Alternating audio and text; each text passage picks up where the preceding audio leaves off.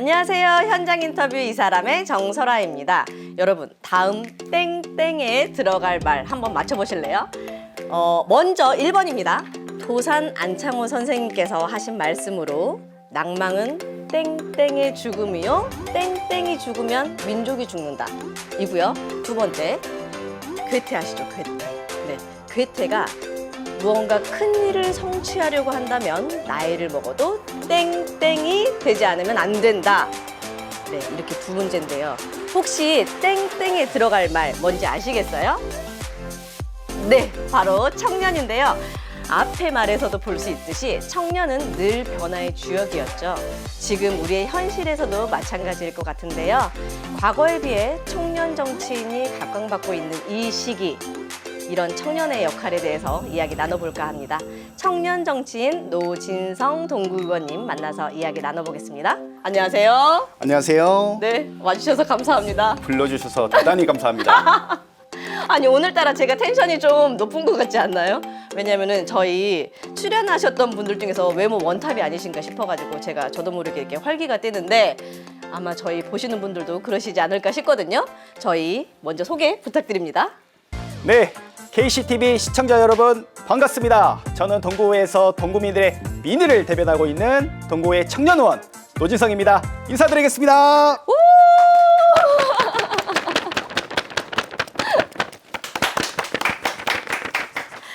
근데 의원님 요새 그 청년 정치인이라는 단어가 되게 많이 나오잖아요. 네. 뭐 중요하니까 많이 나올 것 같긴 한데 우리나라 청년 정치인이 많이 막 부족하다라는 뉴스를 제가 보기도 했거든요. 네. 근데 여기저기 청년 정치인들이 제가 보기에는 없진 않은데 그래도 부족하다고 하더라고요. 네. 근데 의원님께서 이제 처음 시작하셨을 때 내가 정치를 좀 해봐야겠다라고 생각하신 계기가 저는 궁금하거든요. 네. 왜 그러신 거예요? 계기가 명확하게 있습니다. 뭐예요? 제가 2016년 당시에 한양대학교를 다녔었는데 네. 최순실 국정농단 게이트가 발생이 됐습니다. 네. 그 국정농단 게이트를 지켜보면서 네네. 청년이 목소리를 내야 되지 않겠냐라는 생각을 가지고 시국선언에 임했습니다. 그 시국선언을 제가 하면서 그 작은 목소리가 큰 목소리 그리고 큰 변화로 이루어질 수 있겠구나라는 자신감을 좀 많이 얻었었고요. 그리고 그 당시 교수님께서 해주셨던 말씀이 짜지 않는 소금이 어떻게 소금이겠냐. 청년들이 목소리 내지 않으면 어떻게 청년이겠냐. 불의에 앞서서 가슴 뛰는 청년들이 돼야 된다라고 말씀해 주셔서 그때부터 정의, 공정, 원칙 이 세 가지를 가지고 정치에 임하게 됐습니다. 이렇게 동구 의원으로서 청년 정치인으로서 또 많은 활동을 지금 하시잖아요. 네. 근데 제가 이거 보고 깜짝 놀랐어요. 제가 오기 전에 그 좀 서칭을 했어요. 네. 근데 전공을 보고 어머나 세상에 이게 무슨 일이야? 정치랑은 상관이 전혀 없는 전공이던데요? 네. 뭐죠 전공이? 제가 네. 체육 전공입니다. 어머. 제가 볼링 선수 출신이고요. 네네. 네. 중학교 때부터 대학교 때까지 볼링 선수를 활동을 했고요. 제가 중학교 때 국가대표를 했습니다. 그리고 대학 때까지 엘리트 선수로 활동을 하다가 이제 볼링 선수를 접어두고 이제 학문의 길로 갔습니다. 어쩐지. 네. 네. 몸도 튼튼 마음도 튼튼이시네요. 네. 그러면 그 점수 에버리지? 네. 그 평균 점수 그러면은 어느 정도 되세요? 그 보통 볼링 선수라고 한다면 네네. 이제 시합 점수로 이야기를 하는데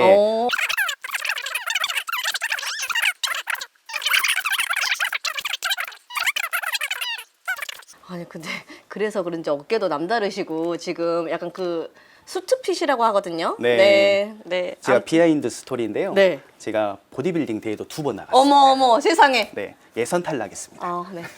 그래도 대회 나간 게 어디야. 네. 그런 준비를 했다는 거잖아요. 네. 네, 화이팅입니다. 감사합니다. 네. 약간 몸도 튼튼 얘기하면서 다른 데로 잠깐 샜는데 네. 다시 정신 차리고 청년 정치인 얘기해보면요. 네. 청년 정치 그리고 청년 정치인뿐만 아니고 청년들한테 관심을 가져라, 정치에 좀 관심을 가져라라고 얘기를 늘 하는데요. 네. 관심을 갖고 싶어도 이게 어떻게 참여해야 되는지 우리나라 젊은 세대들이나 청년들이 정치에 참여할 수 있는 방법을 잘 모르겠거든요. 어떻게 참여해야 되는 거예요? 단순하게 참여해라라고 말하는 것은 허울뿐이 말잔치라고 저는 생각을 합니다. 그래. 저도 처음 정치에 입문하기까지 정치인들은 가이드라인이 없습니다. 가이드라인이 없기 때문에 어떻게 내가 정치 영역에 들어와서 활동을 하면서 지방선거까지 연결이 되는 그런 가이드라인이 없기 때문에 그런 체계적 가이드라인이 필요하다고 생각을 하고요. 그걸 바탕으로 제가 이번 최근에 광주 전남 청년 대학생 정치 포럼을 출범을 했습니다. 오, 네. 이 포럼은 지속 가능한 성장이라는 핵심적 과제를 중점으로 두고 있는데요. 이를테면 청년들의 잠재적 정치적 역량 강화, 오. 그리고 차세대 리더 육성, 그리고 그 가치와 실현을 통한 시대 정신을 확산시켜 나가는 것이 중점을 두고 있는데요. 여기 안에서 여러 가지 포럼을 통해 가지고 네트워크를 쌓고 정치적 가이드라인을 마련하는 것이 주 목적이라고 보시면 되겠습니다. 아, 그럼 계속 양성을 해 나가는 거네요. 목적은요. 그렇죠. 양성을 그렇죠. 하기 위해서는 네. 참여도를 이끌어야 되는데 아. 그 참여도를 이끌기 위해서 포럼을 출범을 했고요. 그 안에서 제가 지금까지 경험했던 것, 그리고 지금 광주 지역에 14명의 2022년도에 네. 청년 정치인들이 배출이 됐습니다. 어. 그 청년들을 좀 함께 협력해서 좀 포럼을 함께 강화할 생각입니다. 이런 게 생겼다니까 굉장히 반가운 소식인데 네. 실제 청년들이 정치로 관심이 있는지 없는지 이 정치적 무관심도가 어느 정도 되나요? 무관심이 저희가 이제 무당층이라고 저희가 판단을 하고 있는데 무당층이 결국엔 무관심이거든요. 네. 지금 청년층을 20대부터 30대까지 여론조사를 한 게 있습니다. 그 여론조사에 의거했을 때는 50%가 육박하고 있거든요. 그만큼 청년들이 현재 지금 제가 더불어민주당 소속인데 네. 민주당 소속에서 33만 명의 권리당원들이 있습니다. 네. 그 권리당원들이 그 전에 작년까지만 해도 50만 명에 육박을 했는데 17만 명이 빠졌어요. 그만큼 계속해서 관심도가 떨어지고 있다. 네. 그리고 민주당 당내뿐만 아니라 전국적으로 계속 정치적 무관심이 이루어지고 있다라고 저는 그렇게 판단하고 있습니다.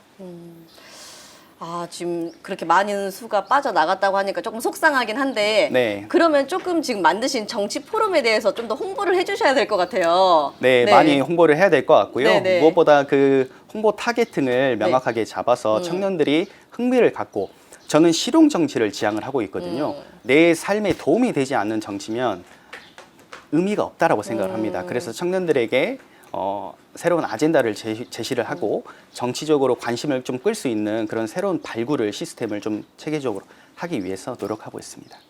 근데요, 제가 듣다 보니까 근본적인 궁금증이 생겼는데 네, 청년들이 정치에 참여하지 않으면 안 돼요? 참여하지 않으면 어떤 문제가 생겨요? 권리를 잃습니다. 권리. 예. 그치. 청년들이 사실 선출직 의원들과 국회의원들도 마찬가지고요. 구청장, 군수도 마찬가지고 결국에는 대리인입니다. 일을 하기 위해서 저희가 선출을 시켜놓은 하수인이라고 보시면 될 것 같고요. 저희가 목소리를 내지 않으면 모든 결정권자는 그 선출직 의원들과 구청장, 국회의원들이 결정을 합니다. 그래서 현 시대를 살아가고 있는 우리 청년들이 목소리를 내지 않으면 주권은 뺏긴다라고 저는 생각을 하고 있습니다.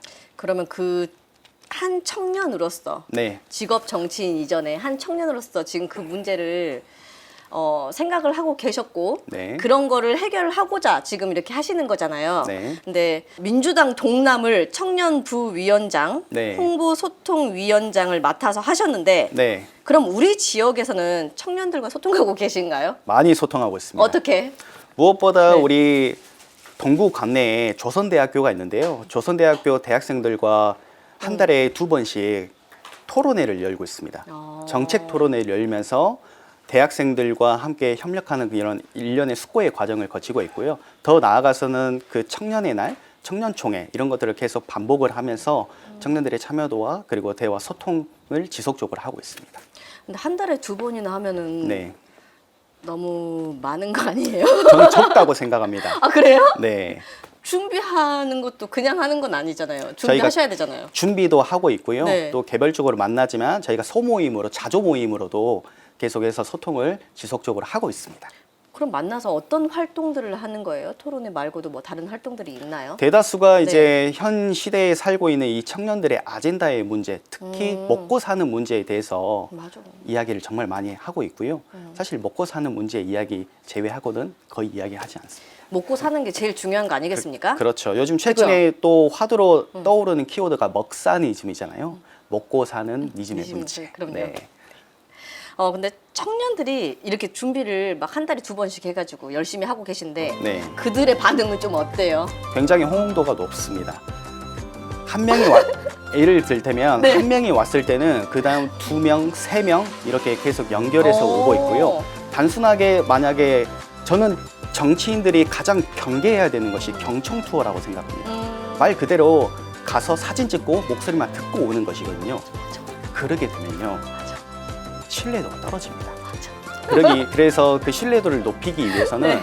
가서 토론하고 이야기 듣고 나서 그거를 정책으로 반영을 시켜야 됩니다. 그래야 신뢰도도 쌓이고 공감대도 쌓일 수 있기 때문에 그러면서 내가 목소리를 내면 단순히 목소리에 그치는 것이 아니라 내 목소리가 정책에 반영될 수 있구나 라는 신뢰도를 제고시켜 준다고 한다면 청년들이 더 많이 참여할 것이고 심지어 실제로 그렇게 참여를 많이 하고 있습니다.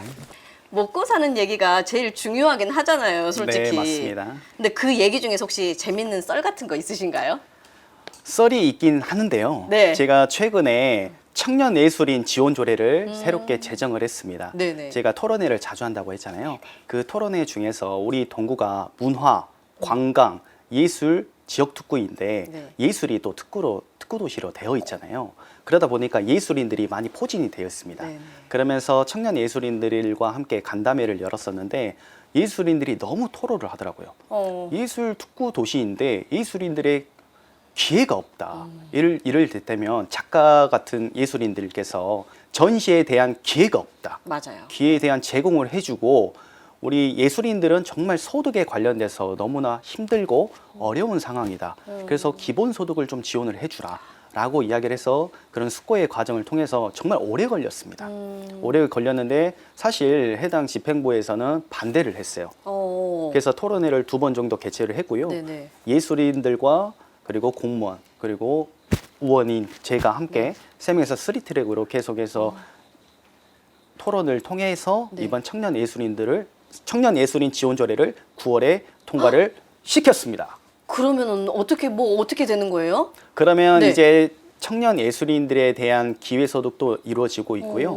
그리고 또 무엇보다 그 전시에 대한 그런 기회, 네. 문화전당과 우리 함께 의회가 협력해서 진정한 대변자로서 만들어 나갈 수 있는 그 방안들, 역할을 그리고 다할 수 일자리 있도록 스테이션과 함께 모든 연계될 수 역량을 있는 방안들, 집중하겠습니다. 그리고 멘토링 역할들 이런 것들이 복합적으로 체계적으로 그 지원 조례에 들어가 있기 때문에 이제 예술인들이 조금 더 편안하고 또 일상적으로 예술을 마음 편히 할 수 있는 조례를 만들었다. 그러면서 아까 제가 말씀드렸던 것처럼 단순히 말에 그치는 것이 아니라 정말 이 본인 이야기를 통해서 이 목소리가 정책으로 반영이 된다는 것. 그러면서 참여도를 높여 나갈 수 있다는 것. 그런 에피소드가 있었습니다.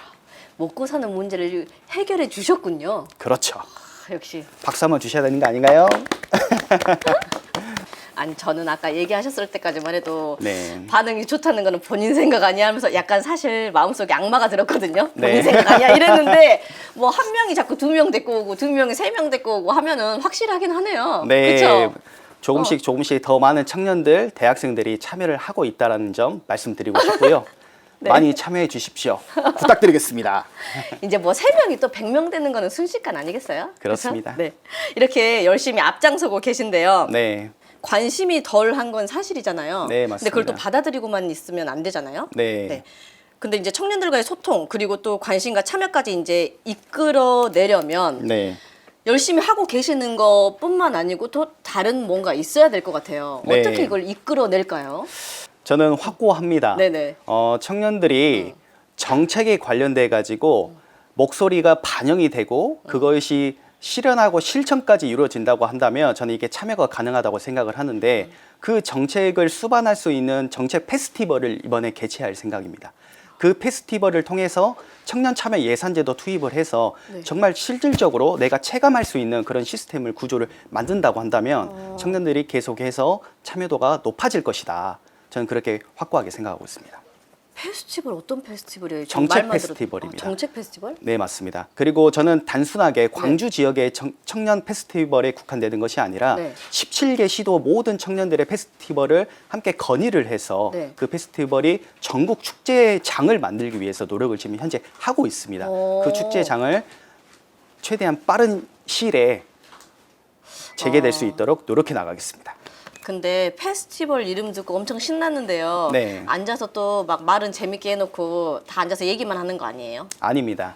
또 함께 춤도 추고요. 네. 또 무엇보다 교류할 수 있는 그런 시간을 함께 부여를 해서 즐겁게 해야 되잖아요. 재미가 없으면 사실 저도 지금 현재 청년인데 재미가 없으면 안 옵니다. 그 재미있는 요소도 함께 만들어서 청년들이 같이 즐기고 협동할 수 있는 그런 축제장을 한번 만들어서 청년들이 참여도를 이끌어 보도록 하겠습니다. 만남의 장이 된다니까 설레서 저도 되면은 꼭 가고 싶은데 네. 네, 아주 신납니다. 네.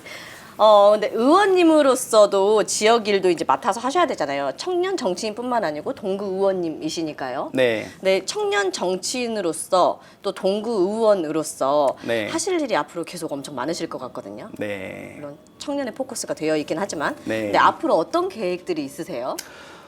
저는 지금 현재 청년의 문제를 계속 화두를 갖고 청년 문제에 앞장서고 싶습니다. 청년들과 함께 손을 잡고요. 감당하는 날보다 감동하는 날들로 오늘보다 내일이 기대되는 미래를 함께 그려보고 싶다는 생각이 들고요.